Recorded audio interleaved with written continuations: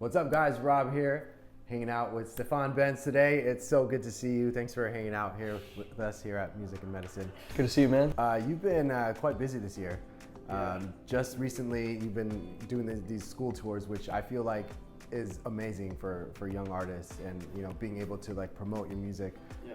How have these tours kind of impacted you, especially because you're hitting different high schools at the same time, right? Yeah, it's so fun, getting to perform so regularly. Now I perform like twice a week, like all the time, just on those specifically. So it's super fun. It's kind of like, I guess, the target audience, as you were saying. I mean, like the middle school, high school, like all those kids is kind of who you go for. And then also it's partnered with a cause as well. It's an anti-bullying thing as well, because just the idea that music kind of brings people together. It's like you might not even know that you and this other person like the same artist, and then us going to the school, and I tour with this DJ named DJ Ty Hollywood, and he kind of plays some song, and somebody might make a friend because they see this guy likes the same song I like, what I mean?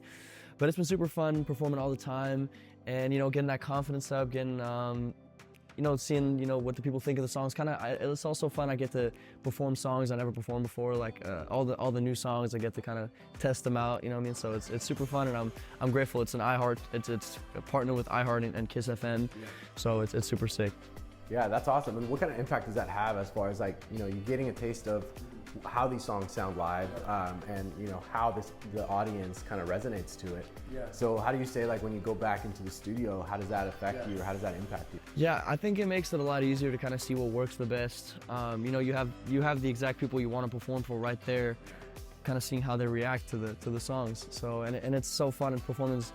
I actually used to be terrified of performing, I can't lie. When I was a little kid, because I used to just stand in one place and kind of fidget, like touch my shirt and kind of like, go like whatever. Now it's one of my favorite things. I've gotten so much looser. So it's great practice. It's also, like you said, I get to kind of see what they like.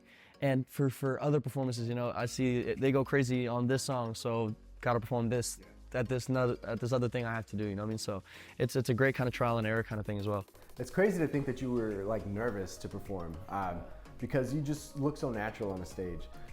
Most recently with Americanidol, like you had that little issue with the mic, and you just kept going with it like nothing ever happened. Like you belong on the stage, obviously, right? Like, so talk to me about like kind of learning how to own up, that stage, and how to just focus on yourself and just tackling that performance, no matter what kind of inconveniences or issues come about.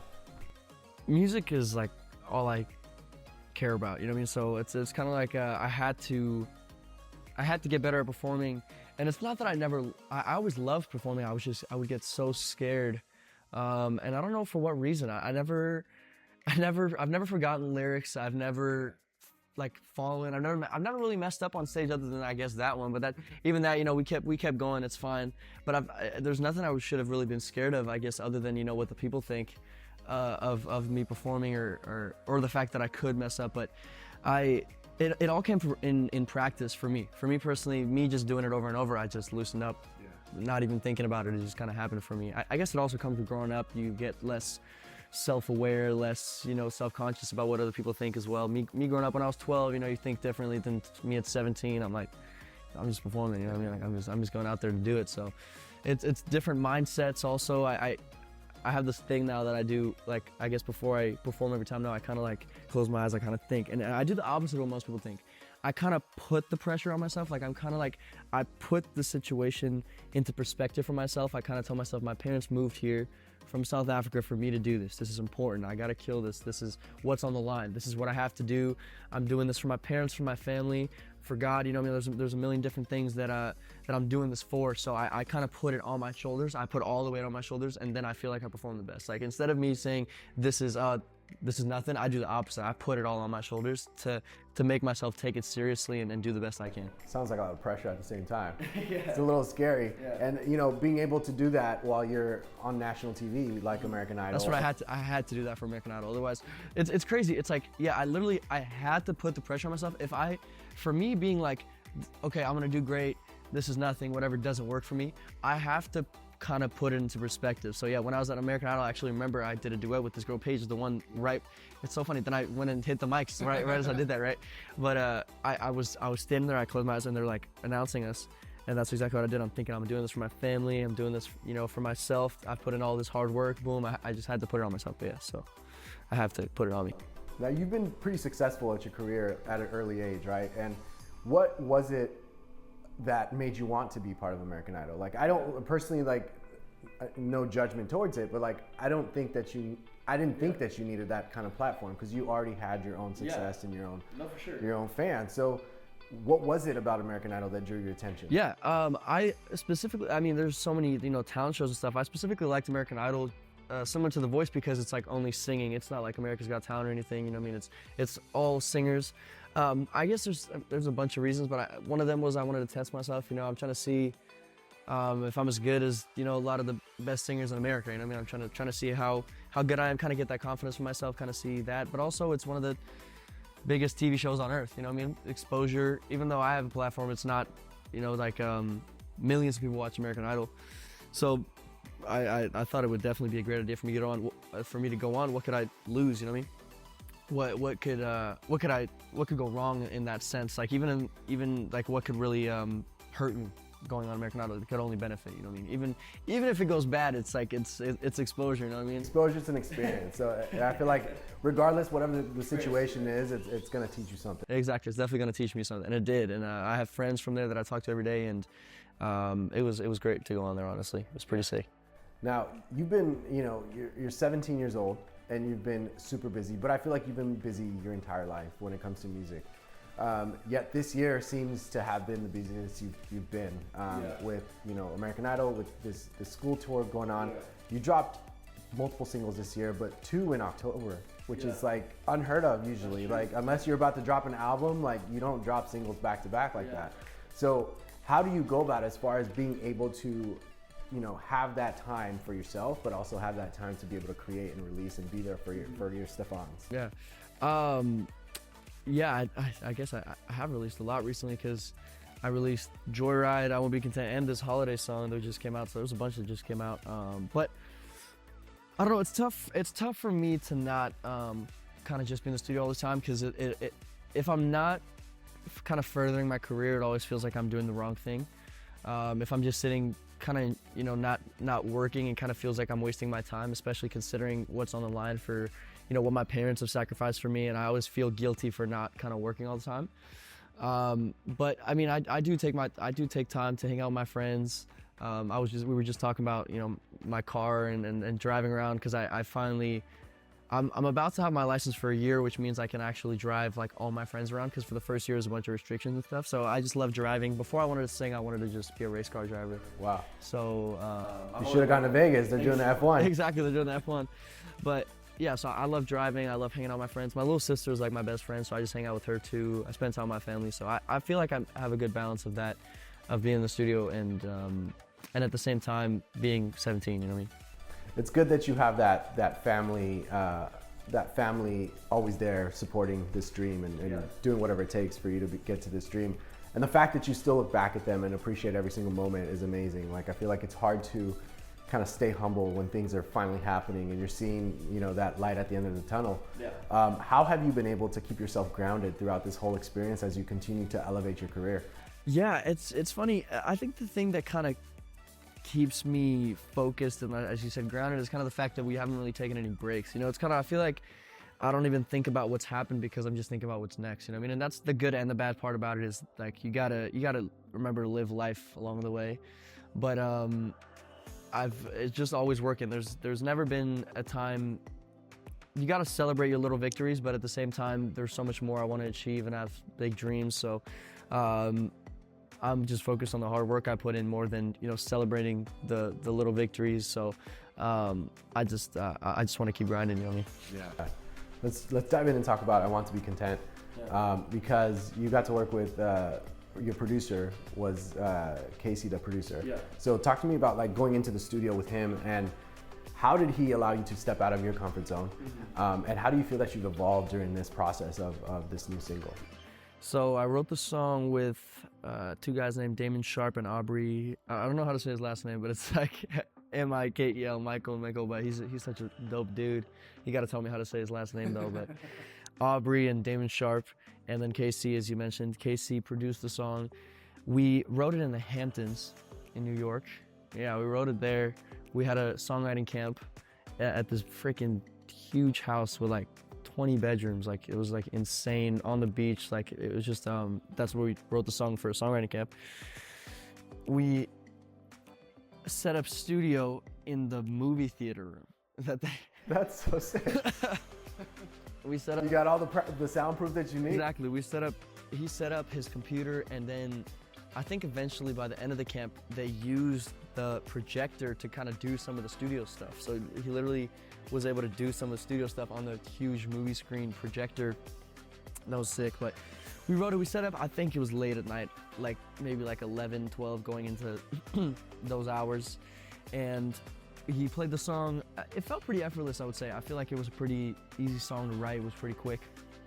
And KC is so sick, bro. KC's got he worked on some of the, he did a song on Justin Bieber's album, on the Justice album, and he worked with Lil Uzi as well. He works with a bunch of, there's quite a variation between Justin and Lil Uzi. You know what I mean? Still, that's big names that you're throwing out there. It's all over the board, but he's super sick. He's produced a lot of the unreleased. I don't think, other than I Will Be Content, there's one released, but yeah, I've worked with KC a bunch, and I love that dude. I love Damon, Aubrey, they're all sick, so I'm super excited that song's out. It's kind of a stepping stone into the next stuff that's supposed to come out. Yeah. And you're kicking off the holiday season with this new single in collaboration with Station Little. Yep. How did the two of you, or how did you guys come about, and how special was this collaboration for you? The middleman was Jordan Omley, writer and producer. He's super talented and sick. I love that guy, and I'm pretty sure it was relatively his brainchild. He came up with a lot of the Station Little stuff, and he firmly believes in it. It's a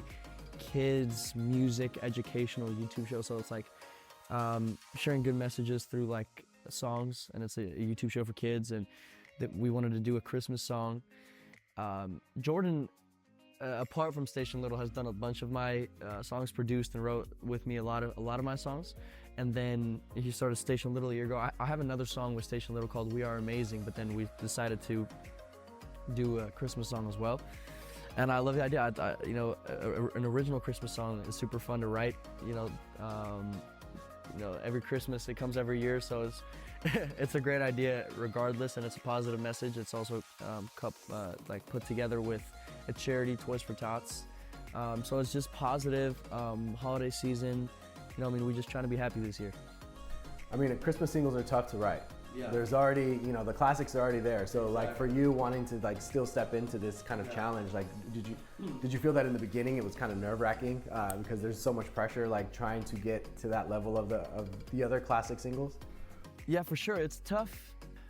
It's a hard balance. You understand. It's a hard balance because, as you said, there's so many songs that are already kind of in that spotlight. Yeah. So it's hard to. You can't top them, but to kind of match, to kind of be in that space and to come up with something original. What else can be original? About the Christmas stuff, everything's been done. But honestly, I tried not to think about it too much because that's not the point about it. It's we're here, we did that song to be positive, to spread a good message, to have fun. I had a lot of fun recording it, writing it, and then we also did a video, had a lot of fun. I brought my buddies, they're all in the video. And that's what I thought about more. You can't really think about that. I feel like most people, when something happens, when hits come, when whatever, I don't feel like, most of the time it's unexpected. Most of the time it's not like, this is the song, this one's gonna perform, It's more like, oh yeah, this is the one, oh yeah, that one blew up, oh shoot, So we just try to have as much fun as we possibly could, and that's what we did. Do you feel like that's what's also kept you humble throughout this entire career and been able to, no matter what challenges you kind of have to face, you're still making sure you're up there and you're trying your hardest because you're not coming into it thinking I'm gonna write a hit, I'm gonna be on the radio, I'm gonna be, the biggest name in the world. Yeah. Obviously there's the dreams and I guess expectations, but I think that those expectations are kind of things you kind of try to put to the side, as you said, because I know that there's nothing else I want to do with my life. So regardless of the outcome, I'm gonna be doing music regardless. So there's really no point in me having those expectations right now because I'm gonna be in the studio tomorrow anyways. I'm gonna be doing the exact same thing tomorrow and the day after that and the day after that I'm gonna be writing songs. So I might as well just enjoy it as much as I can because if I don't ever feel like I'm working. I'm just in the studio writing songs. I have the best job in the world. You know what I mean? Now this year is close to the end of it. We're ready for the new year. Yeah. What does the remainder of the year look like for you? Does this look like there's going to be more releases? Do you want to focus on just like being in the studio and creating? Yeah. Like what can we look forward to? We in November right now, but it's already Christmas, you know what I mean? Everybody's got the Christmas decorations on. But it's gonna be all Christmas from here. Thanksgiving, you know what I mean? So it's out the window, but Christmas is my favorite time of the year. I love it, and we're just gonna be doing a bunch of performances. I'm going to freaking Miami. I'm gonna be here in LA, New York, going all over performing for tree lightings and Christmas, and there's more Christmas, and a little more Christmas, and then so it's gonna be all Christmas, and then I'm gonna be releasing an album in probably January, probably like 14, 15 songs long, big album. I've never done an album before. I only did it. That debut's here. It's about that time. It's about that time. I'm 17 now, growing up, so Christmas and then album. So I'm super excited. I've heard all the songs that are gonna be on the album probably like a million trillion times. So it already feels like it's been out for years for me. You know what I mean? But the people haven't heard it yet. So yeah, just make sure when that time comes, let us breathe before you like release something else. Exactly. I'm feeding the beast right now. You know what I mean? I'm just freaking feeding them. You know what I mean? With the songs, but the album, I'm gonna push that. That's gonna be sick. Yeah. Now you mentioned Christmas is your favorite time. Yeah. What is it like? What is the fondest memory that you've had like about Christmas or around Christmas, like growing up? I never got to see snow until I think, yeah, not this last Christmas, the Christmas before. So I guess 2021's Christmas. I never saw snow, but me and my whole family went up to Mountain High in California. Nice. So I used to snowboard there growing exactly. up. We all got to see some snow finally. So that's probably my favorite because my Christmases were super different as a kid. No snow, nothing like that. It was kind of hot. You know, we were like by the pool. Wow. So it was super fun having like a traditional, like almost like a movie Christmas. You know what I mean? So 2 Christmases ago was my favorite. We all got to see snow finally. Even my parents, my mom and dad are, you know, they're getting old, but they never seen snow either. So they got to see. Sorry, mom and dad. I don't mean to say you're getting old. I didn't mean that like that, but they finally got to see some snow too. So that's my favorite because we all got to see it at the exact same time. None of us ever saw it, so it was super sick to kind of be in there. Like, dang, this is what snow's like. That sounds very life changing. Yeah, at the same time. Like we're here in LA, like we're used to this kind of stuff, Yeah. like the weather, how it is, but. When someone else says it that they haven't experienced it or like seen it for the super first cool. time or didn't believe it was Yeah. real, like that must feel amazing. Yeah, it was so cool, and the cold was no joke. I can't lie. I like thought everybody was kind of capping on that. You know what I mean? Like I was like, oh, I'll be good. You know, Sweater what I mean? weather. It's cool. All the time. But nah, I was freaking freezing. So next time, gotta pad up a little more. Well, we're super excited that you got to hang out with us and talk to us about your music. Now, this show is about music and medicine, so we're curious to close us off. We're curious, like, what does these 2 words kind of mean to you? Yeah, I mean, I feel like it's kind of been what we've been talking about the whole time. I mentioned it before. There's nothing else I do or like as much or could do as well as music in my life. It's like the one thing I think about when I wake up. If you know me and you see me like on my day-to-day, I'm literally constantly singing. Even if it's me, like I got really good at whistling recently. I don't know how, but I'll even like riff like in my whistle. Like I'll like whistle or hum or sing or like constantly. That better be on the album. Yeah, exactly. I gotta add some freaking whistle riffing, you know what I mean? But I'm always singing or listening to music or doing stuff. So I really couldn't live without it. It's my favorite thing. And I think whenever I'm down, that's kind of what I go to is the music. There's nothing that kind of makes me feel the same or feel as good. So music is kind of that safe haven for me. It's kind of like a little bubble, you know what I mean? So I get to go to that whenever anything's going wrong. Amazing. Well, Stefan, thank you so much for hanging out with us. Thank you for having me. Guys, be sure to check out Stefan Benz. His holiday single is out now. It's titled Holiday Season. Thanks for watching here.